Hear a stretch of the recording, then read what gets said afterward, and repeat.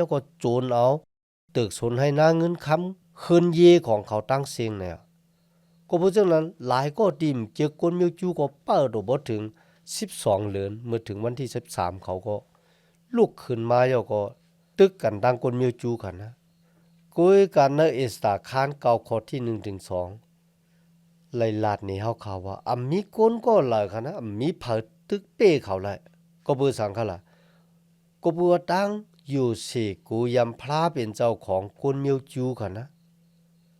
มันอู้ปึงพองงามอยู่ในหูใจของคนทั้งหลายคนดังหลายถามว่าที่เป็นก็ที่มาโจรเอาคนมิวจูเอากว่ามาคนมิวจูค่ะนะแหมเขาแปดแหมเขาตายค่ะนะนับอ่านหูหมื่นเขาพี่น้องค่ะ70,000ปลายรู้ก่อนค่ะเนาะ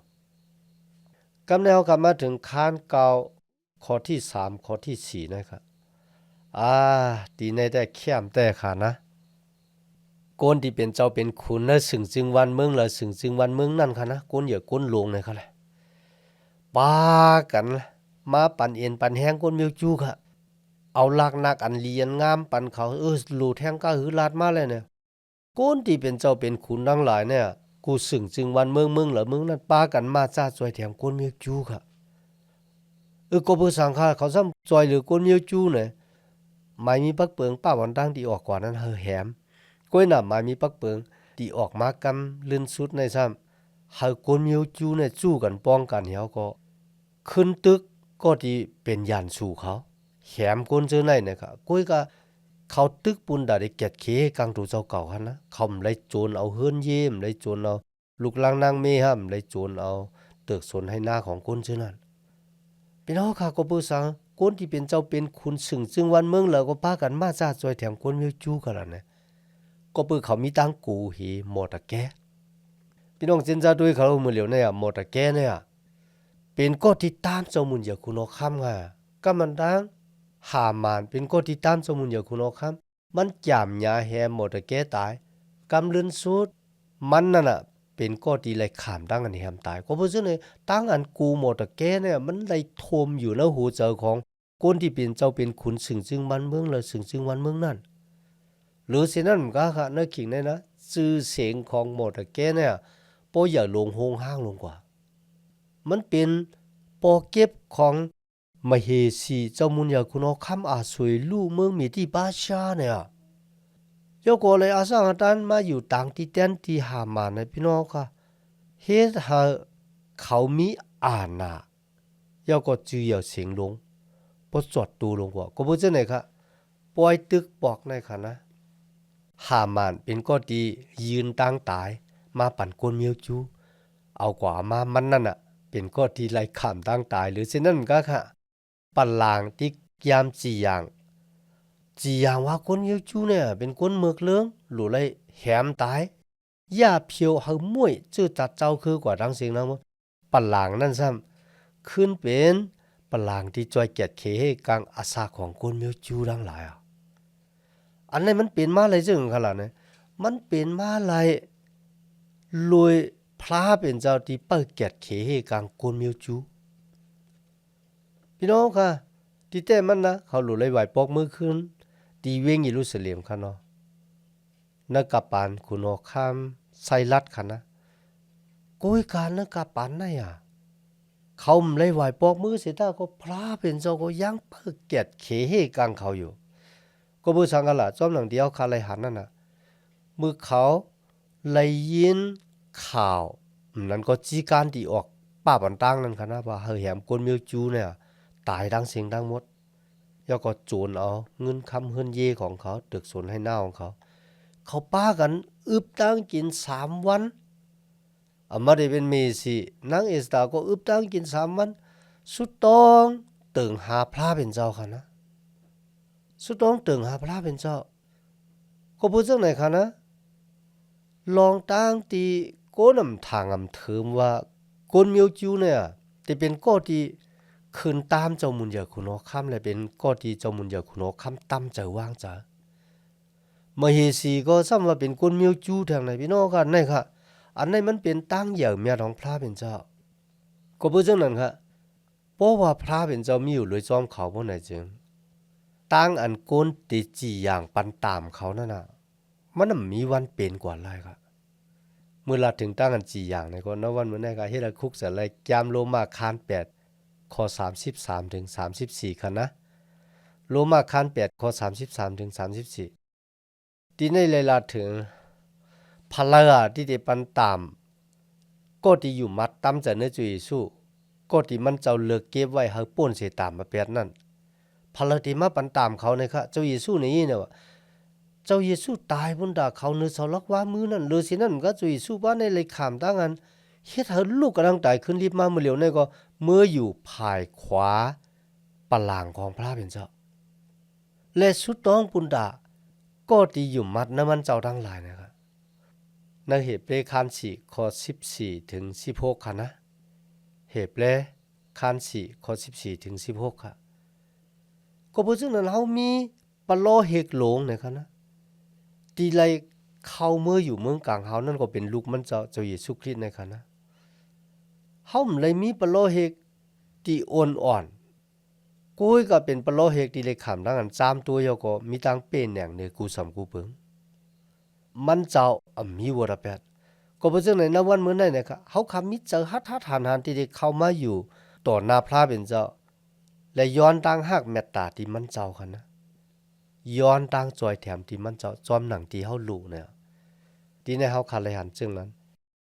ที่ในเฮาคาเลยหันว่ามีตั้งจีอย่างที่ลูกล่างตะเปพระเป็นเจ้าคันนะต่างเกจูพระเป็นเจ้า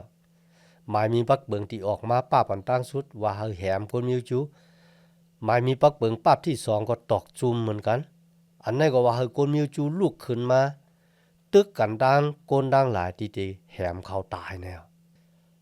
พี่น้องค่ะโกนที่เป็นเจ้าเป็นขุนดังหลายป้ากันมาอยู่ภายคนมิวจูค่ะนะก็เปมีตั้งกูฮีต่อมอตะแกค่ะนะ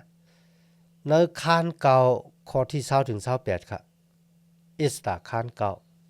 ข้อ20ถึง28วายเสกนมิวอิซิลาเขาเก็ดเคเฮกังตูเจ้าเก่านะครับแหละตึกกันตั้งคนทั้งหลายที่เป็นยันสู่เขาที่ใครมาโจรเอาเขาที่ใครแหมเขาตายนั่นกันนะพี่น้องค่ะคนมิวจูเลยลุกขึ้นมาย่อก็แหมกันตึกกันดังยันสู่ของเขามีตั้งเป็นอย่างครับในวันนั้นฮะคนมิวจูกันนะไล่แหมโกนในสึงจึงวันเมืองเมดิบาชาค่ะตั้งเสียงนั้นมันมีอยู่1ปาก27เมืองค่ะรุ่นเนาะ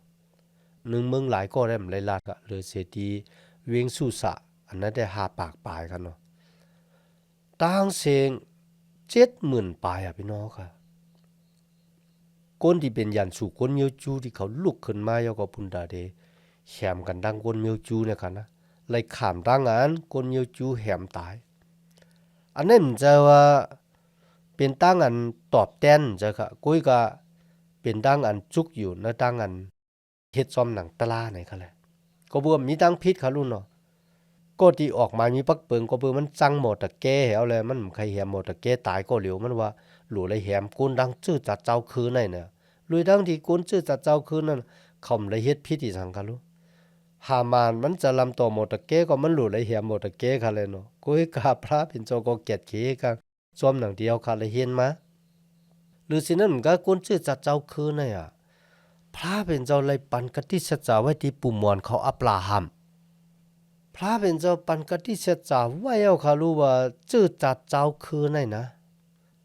เป็นชื่อจัดเจ้าคืนที่เลยหับพรหลีมังกลาที่ลูกที่พระเป็นเจ้ามา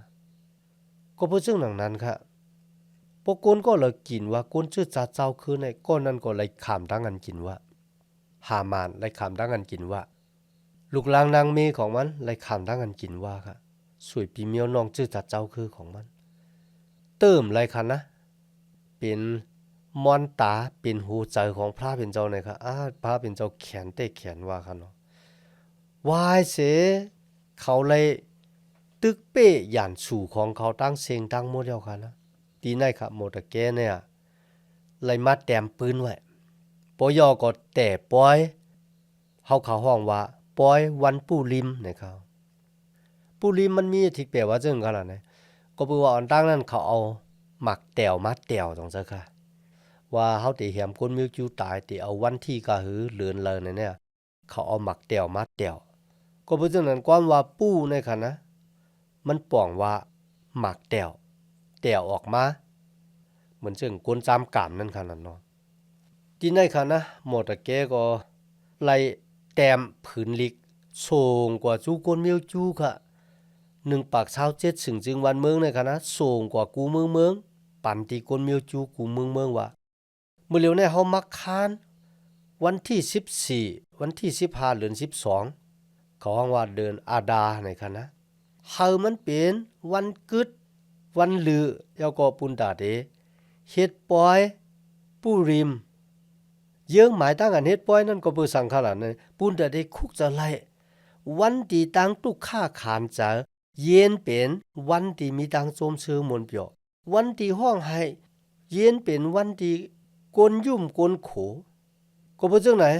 ในวันไหนในคะนะเฮามักคานเฮาเฮ็ดปอยวันปู่ลิมนะเฮาเฮ็ดกูปีในวันที่14 15ในเขาพี่น้องคันในวันเหมือนไหนนะคนมีจูยังเฮ็ดอยู่ค่ะในจะรอพอตลาของเขาค่ะนะวันนั้นต่างเนี่ยเขาได้ป้ากันกว่าเฮ็ดปอยแล้วก็จมๆซื่อๆหรือเช่นนั้นมันก็ค่ะเขาได้อ่านแกมลีกเอสตาในต่อปอสุดเขาก้อยก็บ่ถึงชื่อของหามาเนี่ยเขาได้ข้ามกว่าแปดค่ะเขาได้อ่านนะชื่อของหามาเนี่ยในวันเหมือนไหนค่ะว่าคนมีอิสราอยู่ที่ลาวนะเขาก็ได้คุกจะไล่วันปอยปู่ริมเนี่ยในวันที่14 15เดือน12เดือน12ของเขาก็มันเป็นเดือนจุนมันเป็นเดือนที่6ค่ะนะชื่อกันดังปักเยี่ยมวันของอังกฤษค่ะเนาะในวันไหนมีสั่งหลายๆค่ะล่ะบ่ไหนจึงในวันไหนแต่มีตั้งอันเฮ็ดปอยกินเกี่ยวค่ะกินข้าวมูลย่อก็ลือเสียนั่นก็ค่ะเอาของผักลัก2ปันกันย่อก็เอาเงินเอาข้าวเอาน้ำเนี่ยก็จอยแถมก้นอยากก้นผ่านเขาในวันนั้นเขาได้สุดต้องซึ่งค่ะเนี่ยต่างเกจูพระเป็นเจ้าที่เจ้าเขาหันกายขันลงของเขานะครับอันที่2ต่างเกจูพระเป็นเจ้าที่เจ้าขาลอมดูลุ่มละอาศักปู่หมอนของเขาเอาไว้นะหมาย3ค่ะต่างเกจูพระเป็นเจ้าที่เขาขามีอาศักลิบอยู่และมีตังโจมเซอไหลเฮ็ดปอยวันปู่ลิมได้ในข่าวพี่น้องเขาค่ะในวันเหมือนน่ะคริยานเฮาค่ะมีวันปอยปู่ลิมค่ะนะกุ้ยกะเฮามีปอยเจ้าค่ะที่สลาปอลูไลลาดไว้ที่ในกอลินตู้ค่ะเนาะสลาปอลูลาดว่าลองที่คาไลฮับไว้นั่นน่ะคาไลปืนข่าวที่สูตั้งหลายเป็นรองอาเยเยอะที่สุดนั่นก็ตั้งอันจุยสู้ตายปุนตาเพตามบัวแปดเฮาย่อก็จอมหลังที่มีเตรียมหมายไว้ในแก้มลีกว่าไว้เสพังเจ้าอีสู้ไว้3วันเนี่ยพระเป็นเจ้าเฮามันเจ้าลูกกำลังตายขึ้นรีบมาจอมหลังที่มีเตรียมหมายไว้ในสมัยแก้มลีกโยฮันคัน1ข้อ12ก็มีเตรียมหมายไว้ว่าโกยกะโกนดังหลายที่ตอนหับพระเป็นเจ้าที่ยุ่มนั้นน่ะมาชื่อเสียงของเจ้าเยซูพระเป็นเจ้าก็ปั่นอขว้างให้เลยเป็นลูกของพระเป็นเจ้าอาล่ะเป็นลูกพระเป็นเจ้าในง่ายค่ะนะเฮาเลยข้ามตั้งอันปดวางควางหลอดบัวละ8มาลวยตั้งอยู่มัดตำใจในเจ้าเยซูในคันเนาะวันมื้อในเฮามีปอยเหมือนซึ่งคนมิวจูเสตาก็เฮาเขาก็มีปอยเจ้าค่ะนะต่างเกซูพระเป็นเจ้าเยอะน่ะที่ได้เป็นลูกล่างตะเป้ของพระเป็นเจ้าคันเนาะมาถึงเอสตาคาน10ข้อที่1ถึง3ค่ะนะในข้อที่1ว่าเจ้ามุนอยากคุณอคำอาจสวยลู่เนี่ยขึ้นอย่างมาสูงมากมีหลีเป็นมาเนี่ยค่ะก็เบื่อสังขละก็เบื่อมันเก็บขอนไล่จอดโตกูสึงจึงวันเมืองค่ะโตนางที่อยู่ในกุนปางหลายเขาก็ยังก็เก็บขอนไล่เฮ็ดให้เจ้ามุนอยากคุณอคำมากมีหลีเป็นค่ะนั่นหั่นน่ะนะก็เบื่อหมอตะเกก็เป็นก็ตามมันมาค่ะว่าเป็นก็ที่เอาตาหุ่นบุญพรในรองในเนาะซื่อๆโยๆเนี่ยค่ะเลยที่นั่นครับหมดตะเกก็เลยขามตั้งกันยุกยองสูงแต้ๆเนี่ยค่ะนะ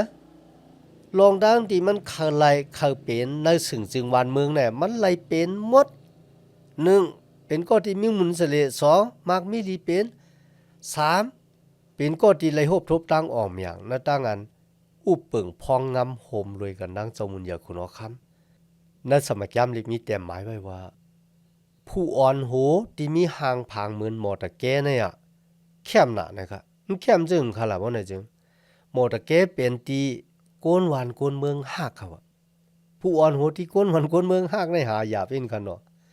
หรือสินั่นก็หมอตะแกมเลยหาอาเกียวปุนดาตูเจ้าเก่ากุยกับมันหาอาเกียวปุนดาเฮโกนในสึงจึงวันเมืองนั่นน่ะมีตังจมชื่อมุนเปียวมีตังหนิมสิมอีกบาดังโกนในชื่อจัดโกนมิวจูโกนชื่อจัดเจ้าคือของมันค่ะนะ